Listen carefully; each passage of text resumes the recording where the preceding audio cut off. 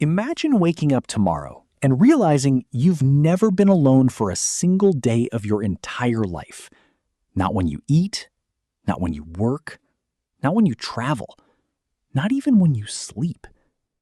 For most people today, that sounds terrible. You probably just imagined your phone blowing up with notifications, your coworkers following you into the bathroom, and your cousins somehow showing up in your bedroom asking if you've got any snacks. Privacy feels normal to us. Actually, privacy feels necessary. We close doors, we wear headphones, we create passwords for everything. Some people spend thousands of dollars just to live alone. And yet, something strange has happened. The more private our lives have become, the lonelier many of us feel. Millions of people wake up alone, eat alone, work alone, drive alone, come home alone, then spend the evening staring into a glowing rectangle while hundreds of strangers argue about things nobody will remember next week. And somehow, this has become normal. But for almost all of human history, it wasn't. If you traveled back 30,000 years and joined a small group of hunter-gatherers, one thing would immediately feel unusual. Not the lack of electricity, not the lack of roads, not even the fact that nobody knows what Wi-Fi is. The strange thing would be how rarely you're by yourself. Someone is almost always nearby. Always.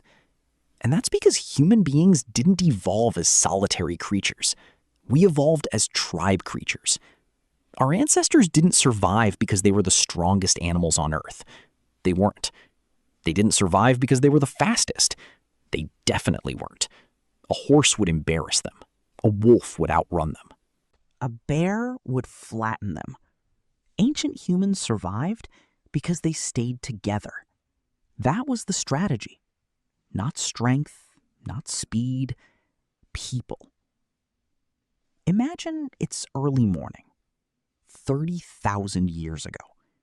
You open your eyes beside a campfire that's slowly fading into glowing embers. The air is cool. The sky is turning orange. A few people are already awake.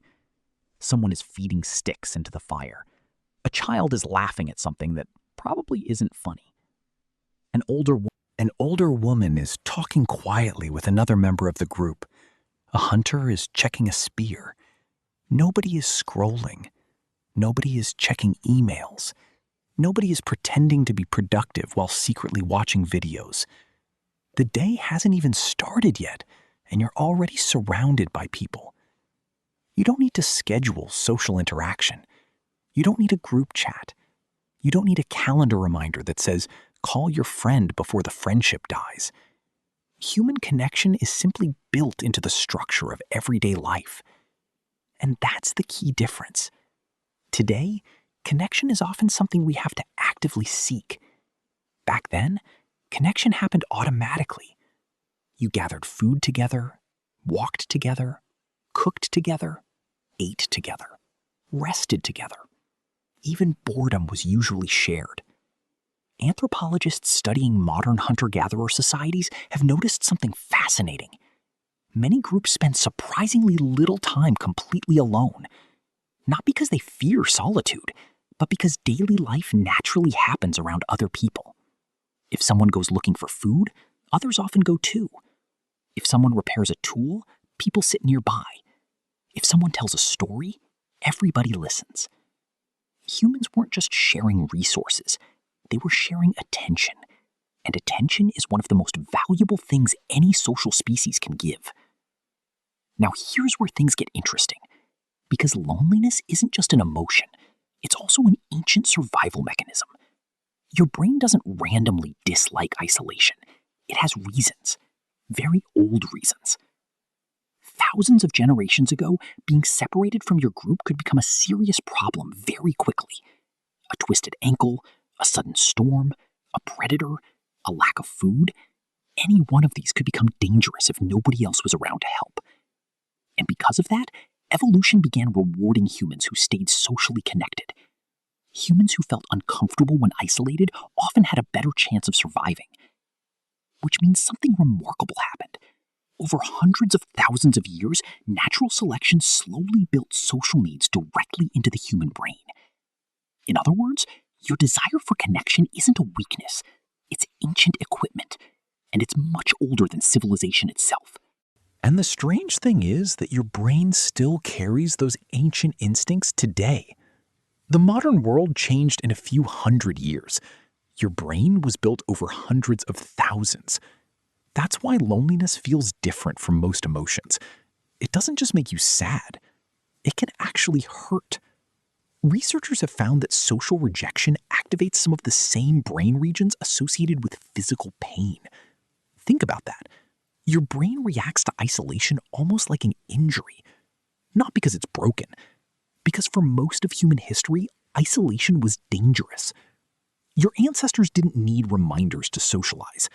Daily life handled that automatically, and nowhere was that more obvious than around the campfire.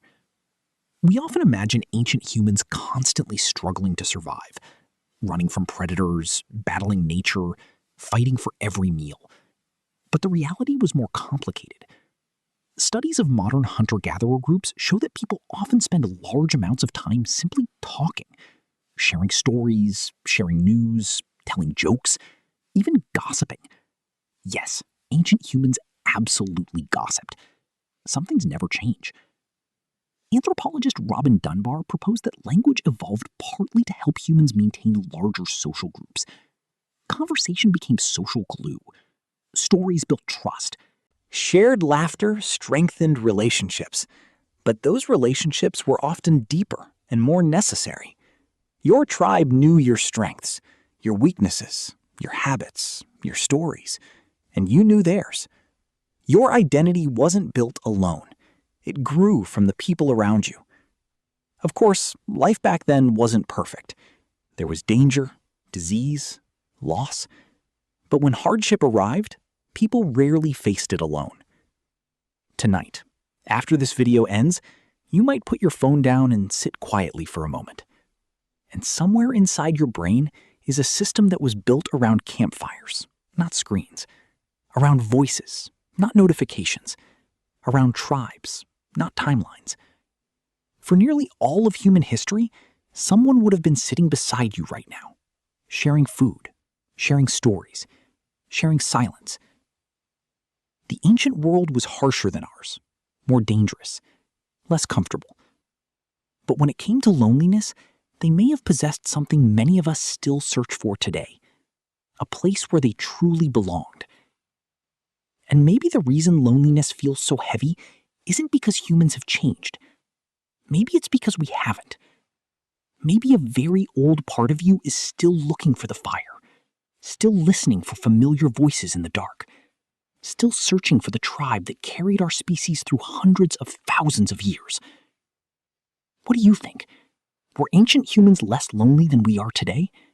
Let me know in the comments.